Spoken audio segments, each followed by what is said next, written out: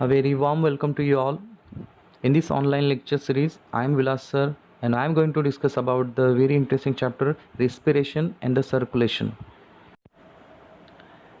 In this session, we discuss about the introduction part, organs of a respiratory exchange, gaseous exchange in a plant and gaseous exchange in animal and human respiratory system.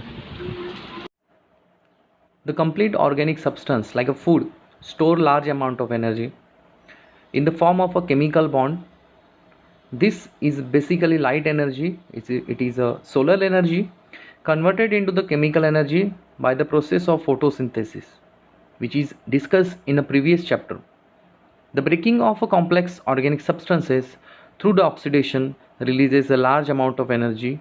This process is called respiration. All living organisms require energy to carry out the various activities. This energy is obtained through respiration, which is a catabolic process. It occurs in all living cells of all living organisms. It can also defined as it is an intracellular process of oxidation, which is complex organic substances are broken down in a stepwise manner with the release of energy, which is immediately converted into metabolically unstable form of energy, that is ATP. Approximately 40% of the released energy is conserved as a chemical energy in the form of ATP molecules, and the rest of the lost in the form of heat that maintains body temperature of a living organism. Carbon dioxide and the water are released as a byproduct. Various types of food materials, complex organic substances, are form of a potential energy and are used as a respiratory substrate. Here are some significance of a respiration. Why we respire? Respiration provides energy for a biosynthesis of a cellular material such as carbohydrates, proteins, fats, lipids, vitamins, pigments, and etc. It is also a source of energy for a cell division, growth, repair, and replacement of a workout parts, movements, locomotions, and etc. Various intermediates of a Krebs cycle are used as the building blocks of a synthesis of other complex compounds, and coupled with photosynthesis, it helps to maintain the balance between the carbon dioxide and oxygen in the atmosphere. Organs of respiratory exchange. Respiratory exchange is a simple physical process for efficiently gaseous exchange. The respiratory surface should have following features. It should have a large surface area. Then it should be thin, highly vascular and permeable to exchange of gases. And it should be moist. Gaseous exchange in plants. The shape and the structure of plants facilitate gaseous exchange by diffusion. A terrestrial flowering plant has many air spaces between the cells of stems, leaves, roots. These air spaces are continuous. Oxygen diffuses into the atmosphere through stomata. Stomata, these are the small pores found on leaves largely. Carbon dioxide and the water vapors diffuses out. Gaseous exchange in animals. The respiratory surfaces differs in various animals. In animals, depending upon the complexity of organization and the surrounding medium, certain parts of the body have become specialization into the different types of respiratory organs. Like higher animals, it is found the lungs. Let us see the chart of a different organism. Protist Sponges and coelacanths are aquatic and they respire through plasma membrane. Flatworms like planaria, annelids like earthworm, and some amphibians like frog, they are aquatic or semi-aquatic. They respire through the plasma membrane again. Or generally the body surface like a moist skin in frogs. Insects are terrestrial and they respire through tracheal tubes and spiracles. Annelids like spiders are and scorpions, they are terrestrial and they respire through book lungs. Limulus, which are arthropod again, they are aquatic and they are also respire through book lungs.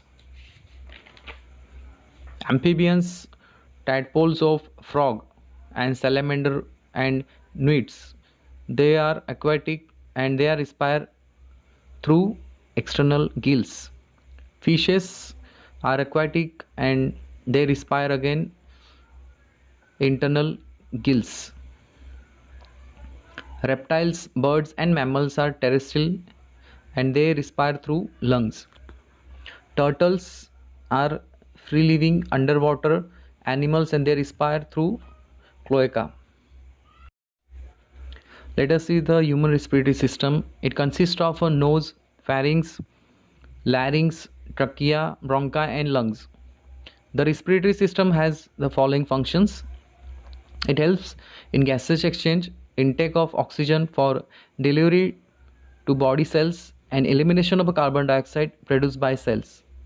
It helps to regulate blood pH, contain receptors for the sense of smell, filters inspired air, produces vocal sound, and excretes small amount of water and heat. The respiratory system can be divided to an upper respiratory system having external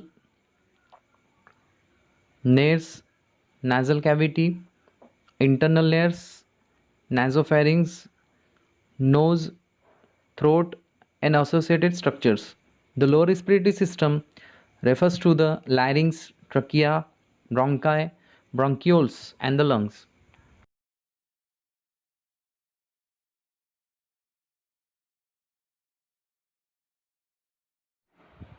The nose possesses a couple of exterior nostrils which are divided by the framework of cartilaginous structure termed as the septum.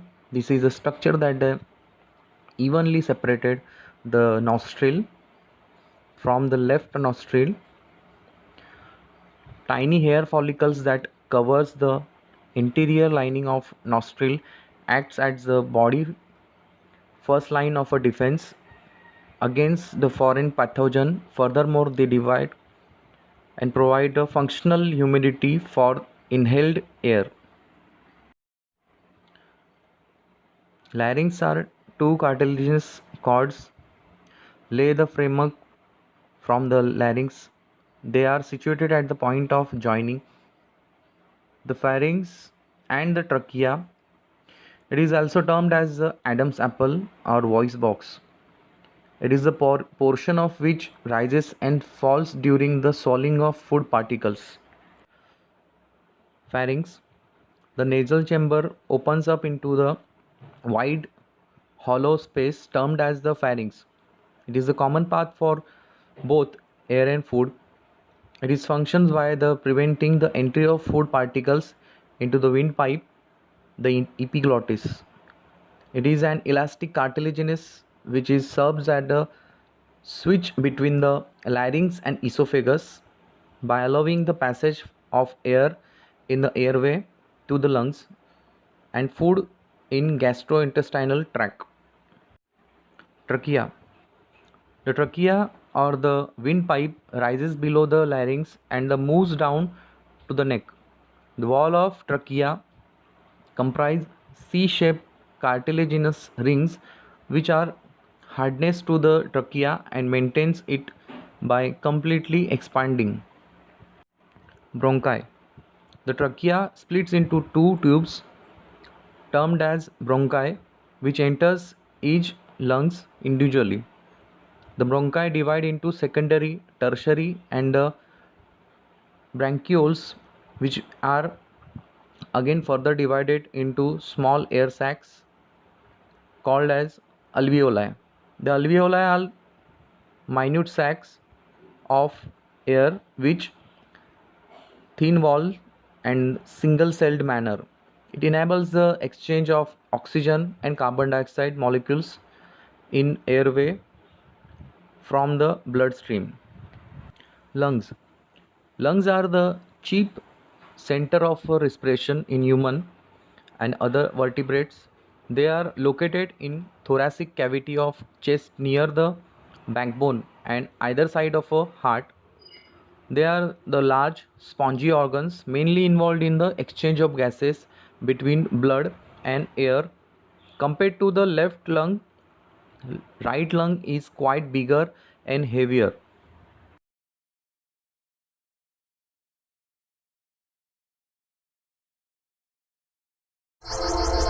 Respiratory system.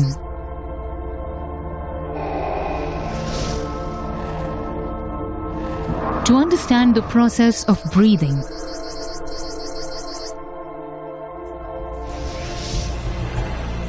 in humans, the main organs responsible for respiration are present in the thoracic cavity. In the thorax region, the rib cage and a dome-shaped fibrous tissue known as the diaphragm are observed. Present within the rib cage are the pleural membranes which enclose the lungs. The right lung is divided into three lobes: the right superior, right middle, and the right inferior lobe. The left lung is smaller and has only two lobes: the left superior and the left inferior lobe. Both the lungs are associated externally with small tubular bronchi which unite and extend into the trachea. The trachea has incomplete C-shaped rings of cartilage which prevent the tracheal wall from collapsing. The trachea leads into the pharynx, which is connected to the nostrils. As we breathe in air, the oxygen molecules enter the nostrils and travel downwards through the pharynx and trachea to finally reach the bronchi. From each bronchus, oxygen travels into the lungs. Within the lungs, the bronchus divides repeatedly to form bronchioles. Oxygen travels through these bronchioles and reaches the alveoli, each of which is surrounded by a network of capillaries. A section of one alveolus shows the presence of numerous alveolar chambers with pores. Blood containing RBCs is seen flowing through the capillaries. The oxygen molecules from the alveolus diffuse into the capillary and then get absorbed by the bluish-purple RBCs. This causes oxygenation of the RBCs and a transition in their color from bluish-purple to red is observed. The blood moving into the alveolus contains RBCs and carbon dioxide molecules. These molecules are released into the alveolus.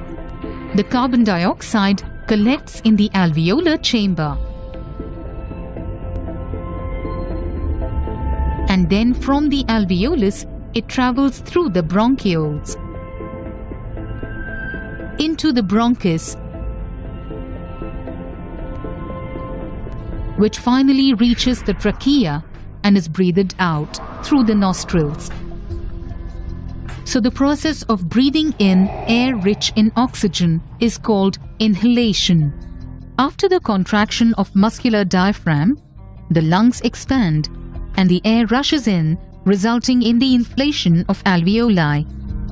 During exhalation, the diaphragm moves up and the lungs contract. Thus, the alveoli deflate, causing the air to be forced out. This exhaled air is rich in carbon dioxide. This process of inhalation and exhalation is known as respiration, which is approximately 20 times per minute. Summary. In the thorax region, the rib cage and the diaphragm are observed, which play a vital role in respiration. Present within the rib cage are the pleural membranes which enclose the lungs.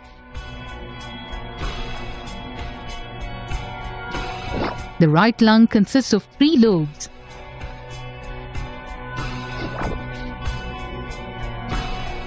While the left lung has only 2 lobes.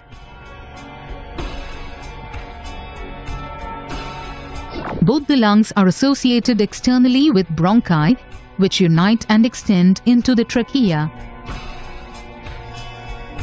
As we breathe, the oxygen molecules enter the nostrils and travel downwards through the pharynx and trachea to finally reach the bronchi. From each bronchus, oxygen travels into the lungs. Within the lungs, the bronchus divides repeatedly to form bronchioles. Oxygen travels through these bronchioles and reaches the alveoli, each of which is surrounded by a network of capillaries. As blood flows through the capillaries, the oxygen molecules from the alveolus diffuse into the capillary. This causes oxygenation of the RBCs.